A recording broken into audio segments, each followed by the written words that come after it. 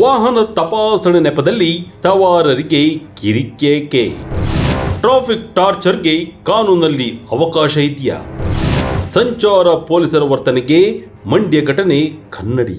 Vijaya Karnataka web ವೀಕ್ಷಕರಿಗೆ ನಮಸ್ಕಾರ. ನಾನು ಶಿವಮೂರ್ತಿ ಸರ್ಬಾ.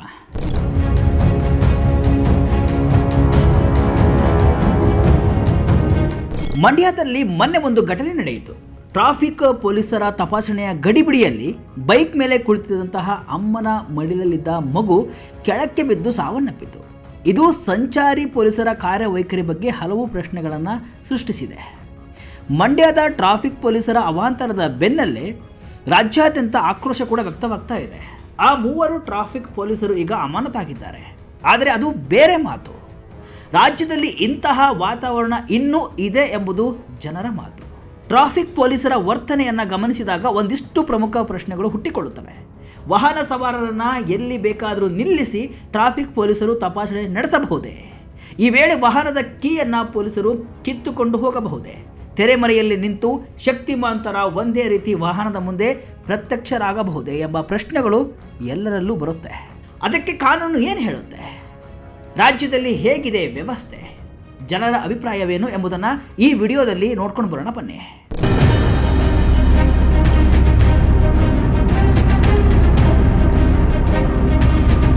ಮಂಡ್ಯದ ಒಂದು ಘಟನೆ ಇಡೀ ಸಂಚಾರ ಪೊಲೀಸರ ವರ್ತನೆಗೆ ತೆರೆದ ಕೈಗನ್ನಡಿಯಾಗಿದೆ. ಒಂದು ಕಡೆ ಪೊಲೀಸರಂದ್ರೆ ಭಯವಲ್ಲ, ಭದ್ರತೆ, ಅಂತಹ ಜಾಗೃತಿ ಮೂಡಿಸುವ ಪೊಲೀಸ್ ಇಲಾಖೆ ಮತ್ತೊಂದು ಕಡೆ ಜನರಲ್ಲಿ ಭಯದ ವಾತಾವರಣವನ್ನು ಹುಟ್ಟಿಸುತ್ತಿರುವುದು ವಿಪರ್ಯಾಸ.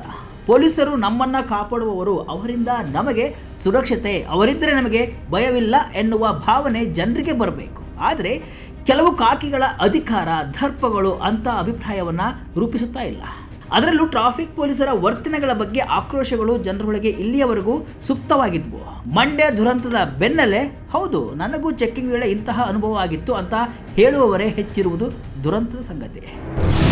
ಸಂಚಾರ ಪೊಲೀಸರು ಪಾಲಿಸಬೇಕಾದ ನಿಯಮಗಳೇನು? ದಂಡ ವಿಧಿಸುವ ಅಧಿಕಾರದ ಜೊತೆ ಷರತ್ತುಗಳು ಇವೆ.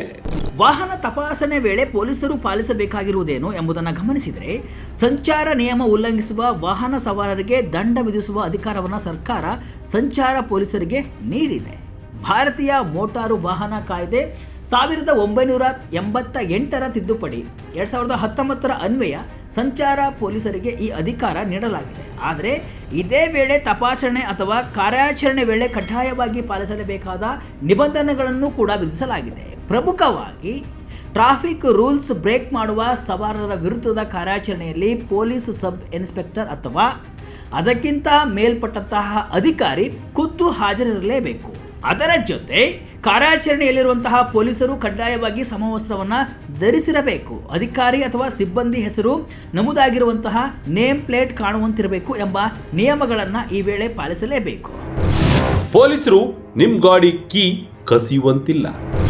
ತೆರೆಮರೆಯಲ್ಲಿ ನಿಂತು ಸವಾರರನ್ನ ಹಿಡಿಯುವಂತಿಲ್ಲ.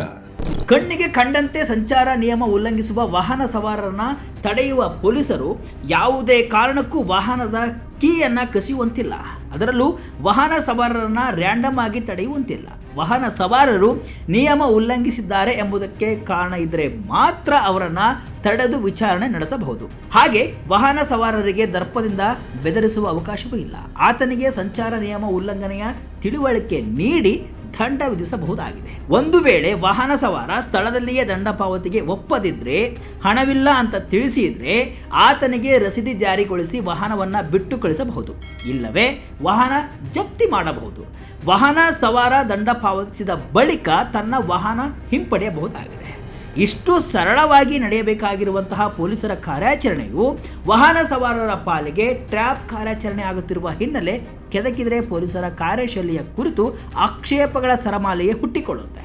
ಬೆಂಗಳೂರು, ಮೈಸೂರು ಹಾಗೂ ಹುಬ್ಬಳ್ಳಿ ಸೇರಿ ಹಲವು ನಗರಗಳ ರಸ್ತೆಗಳಲ್ಲಿ ತಿರುಗಾಡುವಾಗ ರಸ್ತೆ ತಿರುವಿನಲ್ಲಿ ಧುತ್ತನೆ ಪೊಲೀಸರು ಪ್ರತ್ಯಕ್ಷರಾಗುವುದನ್ನು ಕಾಣಬಹುದು. ಕಾರ್ಯಾಚರಣೆ ನೆಪದಲ್ಲಿ ಪೊಲೀಸರ ಈ ಟ್ರ್ಯಾಪ್ ಕಾರ್ಯಾಚರಣೆ ಹಲವು ವಾಹನ ಸವಾರರಿಗೆ ಕಂಟಕವಾಗಿದೆ. ವಾಹನ ಸವಾರರಿಗೆ ಕಾಣುವಂತೆ ರಸ್ತೆಗಳಲ್ಲಿಯೇ ಪೊಲೀಸರು ಇರಬೇಕು ಎಂಬ ಸ್ಪಷ್ಟ ನಿಯಮವಿದೆ.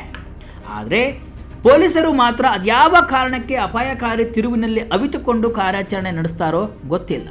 ಇದು ಹಲವು ಅನುಮಾನಗಳನ್ನು ಕೂಡ ಹುಟ್ಟಿಸುತ್ತೆ. ಇದರ ಜೊತೆಗೆ ಹೆಚ್ಚು ದಂಡ ಸಂಗ್ರಹಿಸಿ ಹಿರಿಯ ಅಧಿಕಾರಿಗಳಿಂದ ಶಹಬಾಷ್ಗಿರಿ ಗಿಟ್ಟಿಸುವುದು, ಅಥವಾ ಲಂಚಾವತಾರ ನಡೆಸಲು ಎಂಬ ಪ್ರಶ್ನೆಗಳು ಸಂಚಾರಿ ಪೊಲೀಸರ ಕಾರ್ಯವೈಖರಿಯಿಂದ ಹುಟ್ಟಿಕೊಳ್ಳುತ್ತೆ. 2019ರಲ್ಲಿ ಅಂದಿನ ಸಂಚಾರ ವಿಭಾಗದ ಆಯುಕ್ತರಾಗಿದ್ದ ಪಿ ಹರಿಶೇಖರನ್ ರಸ್ತೆ ತಿರುವುಗಳಲ್ಲಿ, ಕ್ರಾಸ್ಗಳಲ್ಲಿ ಸಂಚಾರ ಪೊಲೀಸರು ನಿಯಮ ಉಲ್ಲಂಘನೆ ಸವಾರರ ವಿರುದ್ಧ ಕಾರ್ಯಾಚರಣೆ ನಡೆಸಬಾರದು ಎಂಬ ಸುತ್ತೋಲೆಯನ್ನು ಹೊರಡಿಸಿದರು. ಆ ಸುತ್ತೋಲೆ ಹಲವು ತಿಂಗಳ ಕಾಲ ಜಾರಿಯಲ್ಲಿದ್ದರೂ ಈಗ ಮೂಲೆಗುಂಪಾಗಿದೆ. ರಸ್ತೆಯ ತಿರುವಿನ ಮರೆಯಲ್ಲಿ ಅವಿತಿರುವ ಪೊಲೀಸರು ಕಳ್ಳಕಾಕರನ್ನ ಹಿಡಿಯುವಂತೆ ಹಠಾತ್ತಾಗಿ ರಸ್ತೆಯನ್ನು ನುಗ್ಗಿ ವಾಹನ ಸವಾರರಿಗೆ ಕಾಡ್ತಾ ಇದ್ದಾರೆ. ಎಐ ಟೆಕ್ನಾಲಜಿ ಬಂದಿದ್ದರೂ ಕಿರುಕುಳ ಯಾಕೆ ಸ್ವಾಮಿ? ಪೊಲೀಸರು ರಕ್ಷಣೆಗೆ ಮಾತ್ರ ಇರೋದು, ಹೆದರಿಸಲು ಅಲ್ಲ. ಎಲ್ಲ ಕಡೆ ಕೃತಕ ಬುದ್ಧಿಮತ್ತೆ ಅಂದ್ರೆ ಎಐ ಆವರಿಸಿಕೊಂಡಿರುವ ಯುಗವಿದು. ಪೊಲೀಸ್ ಇಲಾಖೆ ಕೂಡ ಎಐಗೆ ಒಗ್ಗಿಕೊಳ್ತಾ ಇದ್ದು, ಬೆಂಗಳೂರು ಸಂಚಾರ ಪೊಲೀಸ್ ವಿಭಾಗ field traffic violation report FTVR ಜಾರಿ ಮಾಡಿದೆ. ಜೊತೆಗೆ ಸುಮಾರು 50 ಜಂಕ್ಷನ್ಗಳಲ್ಲಿ ಹೈ ರೆಸಲ್ಯೂಷನ್ ಕ್ಯಾಮೆರಾಗಳನ್ನು ಕೂಡ ಅಳವಡಿಸಿದೆ. ಸಂಚಾರ ನಿಯಮಗಳನ್ನು ಉಲ್ಲಂಘಿಸುವ ವಾಹನಗಳ ಫೋಟೋ ತೆಗೆದು ಸಂಚಾರ ನಿಯಂತ್ರಣ ವ್ಯವಸ್ಥೆ ಕಮಾಂಡೋ ಸೆಂಟರ್ಗೆ ರವಾನಿಸುತ್ತೆ. ಈ ಮೂಲಕ ನಿಯಮ ಉಲ್ಲಂಘಿಸುವ ಸವಾರರಿಗೆ ದಂಡದ ಬಿಸಿ ತಟ್ಟುತ್ತಿದೆ. ಇದಲ್ಲದೆ ಪಬ್ಲಿಕ್ ಐ ಆ್ಯಪ್ ಬಳಕೆಗೂ ಕೂಡ ಅವಕಾಶವಿದೆ. ಕಳೆದ 3-4 ವರ್ಷಗಳಿಂದ ಕ್ಯಾಮೆರಾಗಳ ಸಹಾಯದಿಂದಲೇ 80%ಕ್ಕೂ ಹೆಚ್ಚು ಸಂಚಾರ ನಿಯಮ ಉಲ್ಲಂಘನೆ ಪ್ರಕರಣಗಳು ದಾಖಲಾಗ್ತಿವೆ.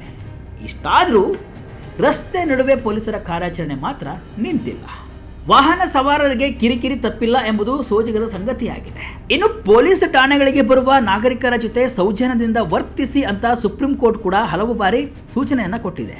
ಇಲಾಖೆಯ ಚುಕ್ಕಾಣಿ ಹಿಡಿದ ಹಲವು DG IGPಗಳು ಕೂಡ ಸುತ್ತೋಲೆಯನ್ನು ಹೊರಡಿಸಿದ್ದಾರೆ. ಆದರೆ ಈ ಸೂಚನೆಗಳು ಕಾಗದದಲ್ಲಿಯೇ ಉಳಿದಿವೆ ಹೊರತು ಕಾರ್ಯರೂಪಕ್ಕೆ ಪೂರ್ಣ ಪ್ರಮಾಣದಲ್ಲಿ ಬಂದಿಲ್ಲ ಎಂಬುದು ಕಟು ಸತ್ಯ. ಗ್ರಾಮೀಣ ಭಾಗದಲ್ಲಿ ಬಲಾಢ್ಯರಿಂದ ಅನ್ಯಾಯಕ್ಕೆ ಒಳಗಾದ ಸಂತ್ರಸ್ತರು ದೂರು ನೀಡಲು ತೆರಳಿದರೆ ಕನಿಷ್ಠ ಸೌಜನ್ಯದಿಂದ ವರ್ತಿಸದೇ ಇರುವಂತಹ ಠಾಣೆ ಅಧಿಕಾರಿಗಳು ತುಂಬಿ ಹೋಗಿದ್ದಾರೆ. ಪರಿಣಾಮ ಅಂಜುತ್ತಲೇ ದೂರು ಬರೆದುಕೊಡುವ ಸಂಕಷ್ಟಕ್ಕೆ ಒಳಗಾಗುವ ಸಂತ್ರಸ್ತರಿಗೆ ನ್ಯಾಯ ಸಿಗುವ ಭರವಸೆ ಎಲ್ಲಿಂದ ಬರಬೇಕಾಗಿದೆ? ಜನಸ್ನೇಹಿ ಪೊಲೀಸ್ ವ್ಯವಸ್ಥೆ ಎಂಬುದು ಕಾಗದಕ್ಕೆ ಸೀಮಿತವಾಗಿದ್ದು, ವಾಸ್ತವದಲ್ಲಿ ಅಜಗಜಾಂತರ ವ್ಯತ್ಯಾಸವಿದೆ.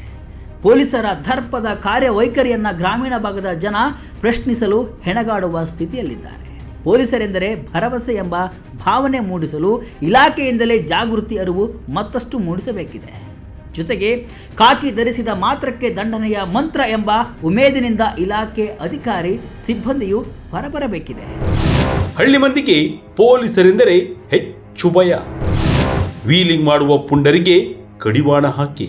ತಾಲೂಕು ಮಟ್ಟದಲ್ಲಿ ಇತ್ತೀಚೆಗೆ ವಾಹನ ಸಂಚಾರ ದಟ್ಟಣೆ ಹೆಚ್ಚಾಗ್ತಾ ಇದೆ. ನಿಯಮ ಉಲ್ಲಂಘನೆಗಳು ಕೂಡ ನಡೆಯುತ್ತಿವೆ. ಹೀಗಾಗಿ ಗ್ರಾಮೀಣ ಭಾಗದ ಪೊಲೀಸರು ಸಂಚಾರ ನಿಯಮ ಉಲ್ಲಂಘನೆ ಕಾರ್ಯಾಚರಣೆ ನಡೆಸುತ್ತಿರುವುದು ಸಾಮಾನ್ಯವಾಗಿದೆ. ಪೊಲೀಸರ ಈ ಕಾರ್ಯಾಚರಣೆ ತಪ್ಪಿಸಿಕೊಳ್ಳುವ ಸಲುವಾಗಿ ವಾಹನ ಸವಾರರು ಬದಲಿ ರಸ್ತೆ ಬಳಸುವ, ಅತಿ ವೇಗದಿಂದ ಪೊಲೀಸರನ್ನು ಪಾಸ್ ಮಾಡಿಕೊಂಡು ಮುನ್ನುಗ್ಗುವ ಅವಸರದಲ್ಲಿ ಅಪಘಾತಕ್ಕೀಡಾಗಿರುವ ಘಟನೆಗಳು ಜಾಸ್ತಿ ನಡೆಯುತ್ತಿವೆ. ಡಿಜಿಟಲೀಕರಣಕ್ಕೆ ಅತಿ ಹೆಚ್ಚು ಹೊಂದಿಕೊಳ್ಳಬೇಕಾಗಿರುವ ಕಾಲಘಟ್ಟದಲ್ಲಿ ಸಂಚಾರ ನಿಯಮ ಉಲ್ಲಂಘನೆ ಸಂಬಂಧ ತಾಲೂಕು ಮಟ್ಟದಲ್ಲಿ FTVR ಸೇರಿ ಇನ್ನಿತರೆ ತ್ವರಿತ ಕ್ರಮಗಳು ಜರುಗಬೇಕಾದ ತುರ್ತು ಸೃಷ್ಟಿಯಾಗಿದೆ. ಬೆಂಗಳೂರು, ಮೈಸೂರಿನಂತಹ ನಗರಗಳನ್ನು ಕೊಂಚ ಮಟ್ಟಿಗೆ ಪಕ್ಕಕ್ಕೆ ಸರಿಸಿ ಗ್ರಾಮೀಣ ಭಾಗಗಳ ಪೊಲೀಸರ ಕಾರ್ಯವೈಖರಿಯನ್ನು ಒಮ್ಮೆ ಅವಲೋಕಿಸಿದರೆ ಸಾಕು.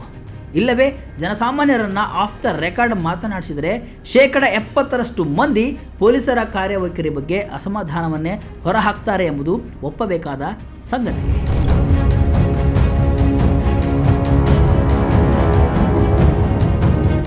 ರಾಜಧಾನಿಯ ರಸ್ತೆಗಳಲ್ಲಿ ರಾತ್ರಿ ವೇಳೆ ಸಂಚರಿಸುವವರಲ್ಲಿ 60% ಮಂದಿ ಹೆಲ್ಮೆಟ್ ಅನ್ನೇ ಧರಿಸಿರುವುದಿಲ್ಲ. Signal rules ಪಾಲಿಸಲ್ಲ. ಅತಿ ವೇಗದ ಶೂರರು ಇವರು.